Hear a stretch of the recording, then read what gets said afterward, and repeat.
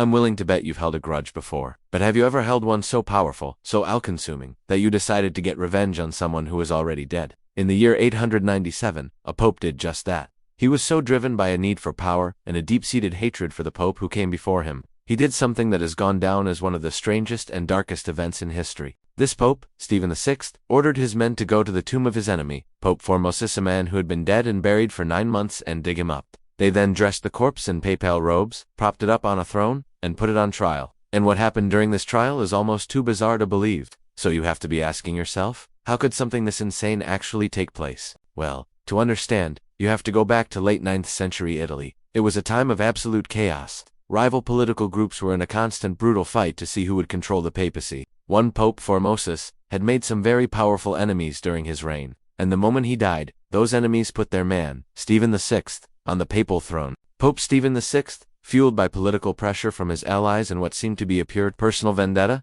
decided he would stage a gruesome spectacle to completely destroy the memory of Formosus. I want you to try and picture this. The rotting 9-month-old corpse of Pope Formosus is dragged into the Grand Lateran Basilica. It's then propped up on a throne for all to see. Standing beside the body is a terrified young deacon, who has been ordered to hide behind the corpse and speak for the dead pope. In front of them, Pope Stephen VI begins screaming a list of charges at the silent body, accusing it of perjury and of being illegally ambitious.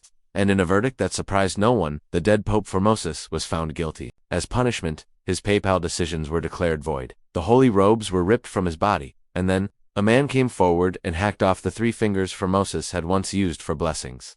But they weren't done yet. To complete the desecration, they took what was left of his body and threw it into the Tiber River. But this stomach-churning display of power would backfire in a way Pope Stephen VI could have never imagined. The people of Rome were genuinely horrified by what he had done. There are some accounts from the time that claim a powerful earthquake even shook the city during the trial, which many believed was a sign of God's anger. But whether that's true or not, the public's rage was very real. Riots broke out across Rome, and in the chaos, Pope Stephen VI was captured, thrown into a dark prison, and just a few months later, he was strangled to death in his cell. As for Pope Formosus, his body would eventually wash ashore on the banks of the Tiber, where it was recovered. But the story doesn't end there. The very next pope, John IX, condemned the trial and declared Formosus innocent. But then, a few years after that, a man named Sergius III, who had been one of the judges in the original corpse trial, became pope. And one of the first things he did was reinstate the guilty verdict. This bizarre chapter, now known as the Cadaver Synod, would haunt the papacy for decades. And it serves as a chilling reminder of how absolute power can lead to absolute madness. If you enjoy the strange, dark, and mysterious delivered in story format, then you should consider liking this video and subscribing to our channel for more.